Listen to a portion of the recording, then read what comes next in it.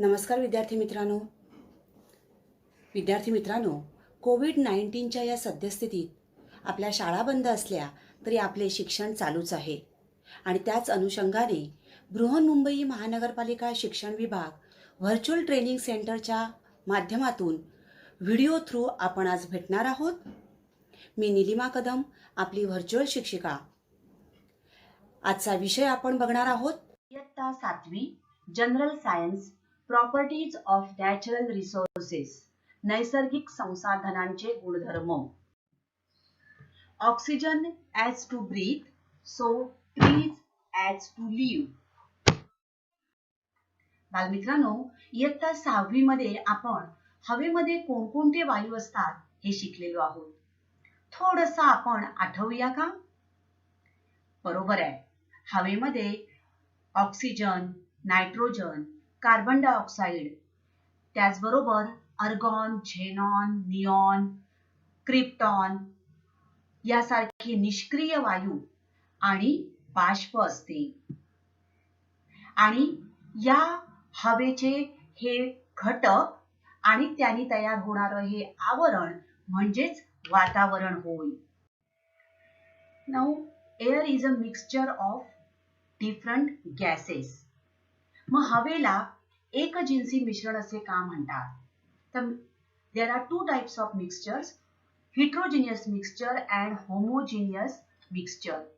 See, heterogeneous mixture, the proportion of components is not uniform throughout the motion, but in homogeneous mixture, the proportion of components is uniform throughout the mixture. See, homogeneous mixture is the same throughout. For example, blood, air, unopened cola, these are the homogeneous mixture. These mixtures cannot be separated physically, but in heterogeneous mixture you can see the James chicken noodle soup, you can separate these gems easily, so you can separate the components physically. This is a heterogeneous mixture. Now air is made up of different types of gases, that is oxygen, nitrogen, carbon dioxide, many other inert gases, argon, neon, etc. So the air is a homogeneous mixture of gases. These components are uniform throughout the mixture. Now what are the uses of these various gases in the air? As you know, oxygen is required for respiration for all living beings. It is also useful for combustion. उंच पर्वतावर जाणारे गिर्यारोहक, रुग्ण, सागर तळाशी जाणारे पाणबुडे यांना सुद्धा ऑक्सिजनची आवश्यकता असते, and they carry with them the oxygen cylinders. Now carbon dioxide is useful for plants in preparing their food. Nitrogen helps living things to build the necessary proteins, as well as it is useful in the production of ammonia. Inert gases, argon is used in electric bulb, neon is used in decorative lights and for street lighting, and xenon is used in flash photography. तर हे हवेमध्ये असलेल्या वेगवेगळ्या वायूंचे वेगवेगळे उपयोग होत. आता या हवेचे गुणधर्म कोणकोणते आहेत ते आपण बघणार आहोत. प्रॉपर्टीज ऑफ एअर हा गुणधर्म तुम्हाला माहितीच आहे. अशा प्रकारे दोन फुगे आपण घेतले आणि ते समान आकाराने फुगवून एका काठीला टांगले. काठी समान पातळीत, क्षितिज समांतर पातळीत समान राहील अशा रीतीने हे फुगे टांगून ठेवले. आता यातील एका फुग्याला आपण टाचणी लावून फोडला. अशा प्रकारे आपण हे दोन फुगे घेतलेले आहेत. आपण एका फुग्याला टाचणी लावून तो फुगा फोडला तर आपल्या लक्षात येतं, does this stick remain horizontal? No. ही काठी एका बाजूने खाली गेलेली आपल्याला दिसून येते. The stick goes down on the side of the inflated balloon. This means that air has weight. This proves that air has weight. हवेला वजन असते. Now, air is a mixture of gases. Therefore, like all other matter, air has mass and weight. हवेला वस्तुमान व वजन असते. If you take an injection syringe without needle and try to pull out its piston, we observe that the piston can be pulled out easily. Now, close the inlet hole of the syringe tightly with your thumb and try to pull the piston. What will you notice? Yes, you are right. We have to apply more pressure. Now, if we remove the thumb from the hole, the piston automatically goes in. Dear students, why this happen? बालमित्रांनो, पृथ्वीभोवती असलेले हवेचे आवरण म्हणजेच वातावरण होय. The envelope of air around the earth is called atmosphere.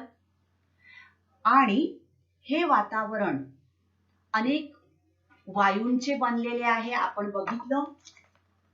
So, there are so many molecules of the gases in the air, and these molecules of gases in the air are in constant motion. हे हवेमधील वायूंचे रेणू सतत हालचाल करत असतात. Now see, Earth, this is air, that is atmosphere, and these molecules of air are constantly moving. They are in motion.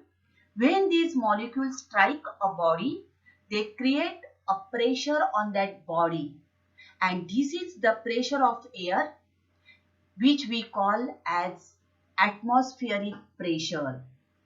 हवेच्या या दाबाला आपण वातावरणाचा दाब असे म्हणतो. Now this atmospheric pressure acts equally in all direction. वातावरणाचा दाब हा सर्व दिशांनी समान असतो. हे बघा, this is our earth, around it is atmosphere, and the atmospheric pressure is same in all direction.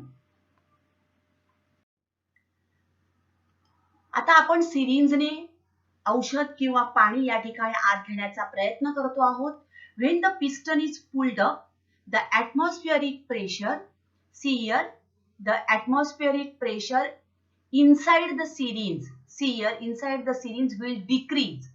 आतमधला हवेचा दाब हा कमी होतो, and त्या मानाने हा जो बाहेरचा हवेचा दाब, या द्रवावर असलेला हवेचा दाब हा जास्त असतो. The atmospheric pressure outside pushes the liquid up into the syringe.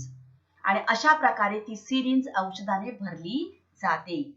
बालमित्रांनो, तुम्ही जेव्हा स्ट्रॉने एखादं कोल्ड ड्रिंक पिता किंवा शहाळ्याचं पाणी पिता, या ठिकाणी वातावरणाच्या दाबाचाच हा परिणाम होय.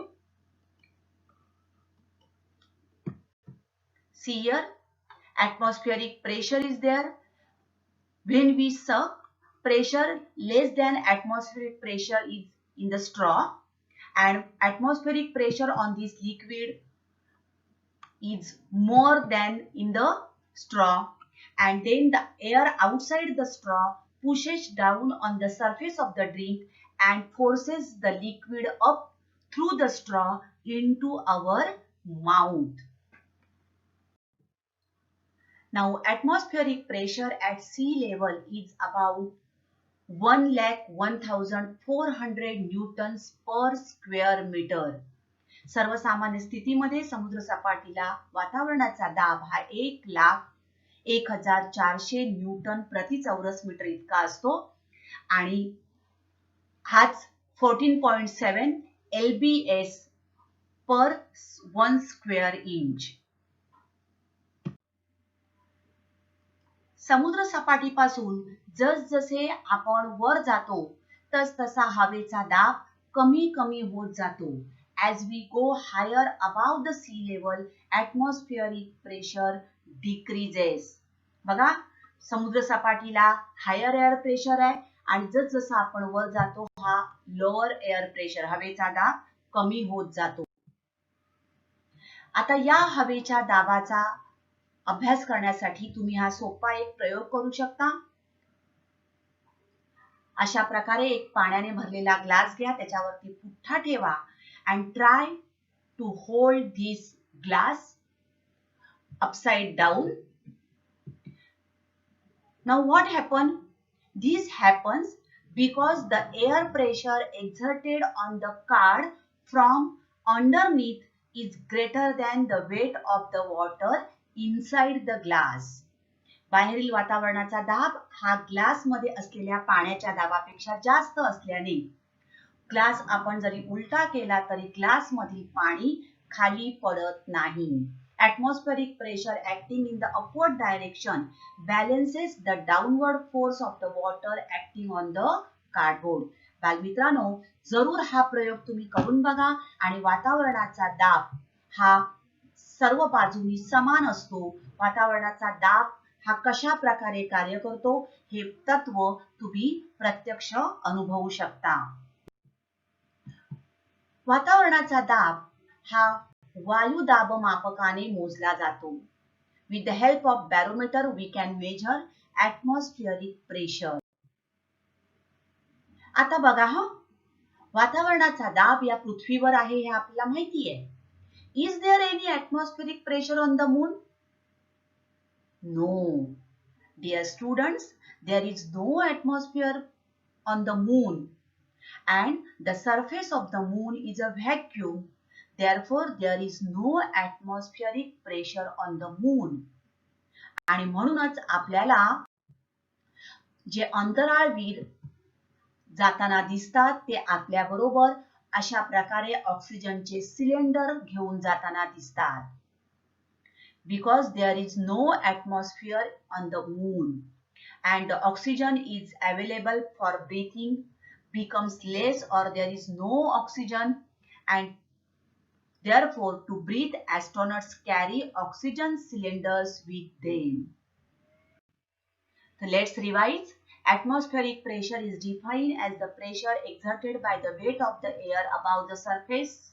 Movement of air caused by temperature or pressure differences is nothing but the wind and atmospheric pressure can be measured with the help of a barometer.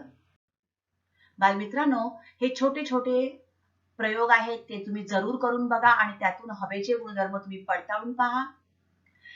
Air has weight. With the help of these balloons you can try this experiment. Air occupies space. With the help of a bucket of water and a glass you can perform this experiment and air exerts pressure. This also you can perform and write down the observations. तर विद्यार्थी मित्रांनो, आता आपण इथेच थांबणार आहोत. अशाच काही सुंदर सुंदर व्हिडिओ सहित पुन्हा भेटणार आहोत पुढच्या भागात. तोपर्यंत थँक यू. घरी राहा, सुरक्षित राहा.